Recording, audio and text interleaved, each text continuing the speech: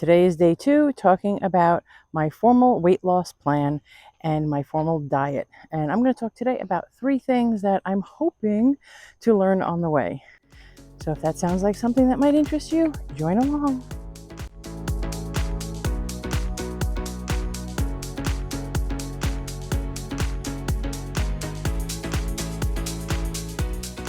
So I've officially been on my formal food plan for today will be day 5, so 4 days. This is only day 2 of reporting it, but I'm going to talk about 3 things that I have learned. And when I say that, I mean 3 things that I'm trying to embrace, 3 mindsets that I'm trying to embrace. Whether you're on a formal eating plan or not, whether you're on a diet or not, whatever your weight loss or health journey is, here are 3 things that I'm trying to embrace, and I'm hoping that you're going to learn. Well, not that you're going to learn, but that you will also embrace as well. Because I think that we know these things, but sometimes knowing them and actually accepting them, embracing them, and taking them on as our own, 2 different things. So, number 1, the scale is not my enemy. The scale is just a tool. It's a way to measure the progress that's being made as far as the weight loss. It's only one tool, because you can go from 300 pounds to 200 pounds or 200 pounds to 120 pounds, and that's a number, right? Those are just actual statistics. So when you're looking at the actual raw number from, say, 300 to 200, okay, I lost 100 pounds. That's great. Maybe it's great. Maybe it's not. Maybe you didn't lose it in the right way. Maybe you lost so much muscle mass. Maybe you lost it so quickly that you're going to gain it back twofold. Maybe it's a lot of water loss, and you didn't necessarily do it in the most healthy way. Maybe you did it by just starving yourself. So there's a lot of ways that the scale can be used as a tool, but it can also be used as a very deceptive gauge. So when we hear people saying, oh, I lost 15 pounds and 2 inches, or I don't know if 15 pounds would equate to 2 inches, but my point is, when people start using those numbers, it sounds so impressive. And I don't, and I will be sharing numbers, not my actual weight. I do have some vanity left, but when we're talking about the actual numbers that we're losing, it sounds so impressive, but it's not the entire picture. So again, if we think about the scale as our compass, right, as a tool to use in our toolbox, among many other things, maybe it won't be so frightening. I'm trying not to get afraid to look at that scale every single morning, because every single morning I have to weigh myself to measure how much I've lost. Will I lose every day? Of course not. Will I gain sometimes? Maybe. I don't intend to, but guess what? I'm a human being and I mess up all the time. So that's very likely. But it's a way to hold ourselves accountable and be a tool and a guide for us to stay on track as much as we can. So that's number 2. I'd love to hear from everyone here. Drop a comment and let me know, are you afraid of your scale? Are you and your scale friends? Do you even own a scale? I haven't owned a scale in quite some time, but guess what? I got one. Second thing is recognizing that every day is a fresh start. We need to look at the big picture, which is our overall health and our weight loss goals, but we need to look at this day to day. Every day is a brand new start. Every day is a brand new opportunity. Do not look at it that I have that 100 pounds to lose, so, oh my gosh, I messed up the last few days. That's it. I'm done. No, every single day you can have a win. Every day, even if it's a decision to have a better day tomorrow, that's a win, because you're not, because you're not giving in, and you are not succumbing to the feelings of failure, feelings of not being good enough, not being worthy enough, because you are good enough and you are worthy enough. You're also a human being. So something that I'm trying to really wrap my head around is every single day, I'm going to do great today. I'm only committing to today.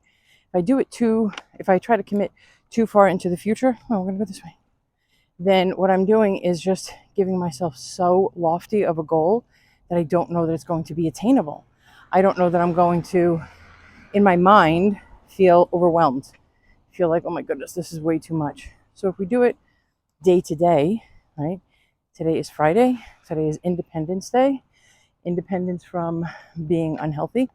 I'm on my way to my healthiest goal, my healthiest self. That's my focus for today. Then tomorrow I will wake up with a new focus. So taking it in these small bites, even if it's a half a day, even if it's a luncheon. I'm going out to lunch today because I have a business meeting. This is my goal. My small piece here is taking care of my health. So plan ahead, think ahead, and start thinking, what can I have for lunch at this business meeting that's not going to completely derail me? And forgive yourself if you do, because that's just part of life. However, taking it day by day, piece by piece, those smaller chunks, those smaller accomplishments, the smaller wins, they can really add up. They will add up so much quicker than we think. So again, I'm only on day 4, well, day 5. I've only done it for 4 days. I'm on day 5, and I have tried to embrace that every day, every morning, new day, new challenges, new hardships, but new opportunities, new ways that we can move forward in a way that's going to be healthy for us. So what can you do today? Don't worry about tomorrow. Don't worry about next week. Don't worry about that cruise that you have coming up in 6 months. Today, what can you do for yourself that is good for your health? That's going to put you on your weight loss journey a little bit sooner. That's going to help you stay committed, stay motivated. Drop a comment and let me know. I want to hear what you're going to do today.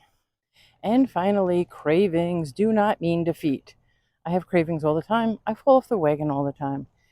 Cravings are actually just part of our physiological being, right? Part of ourselves.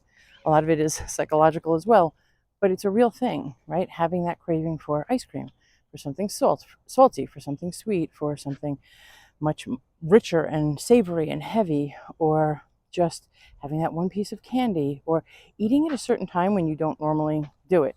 So, and sometimes wanting to eat something even when you're not hungry.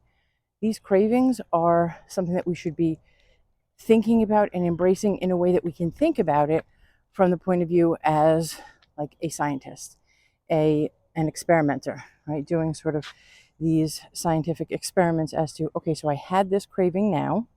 I'm going to jot down how it is that I'm feeling, maybe take note of the environment, where I am, what's going on, and maybe what's setting off that craving, what's going to help me figure out the root cause and help me now get on a path to eating better and lessening those cravings, if at all possible. Because the truth is that even though we're going to be focusing every single day on being better, those cravings are creeping in. I know they are. They're doing it to me.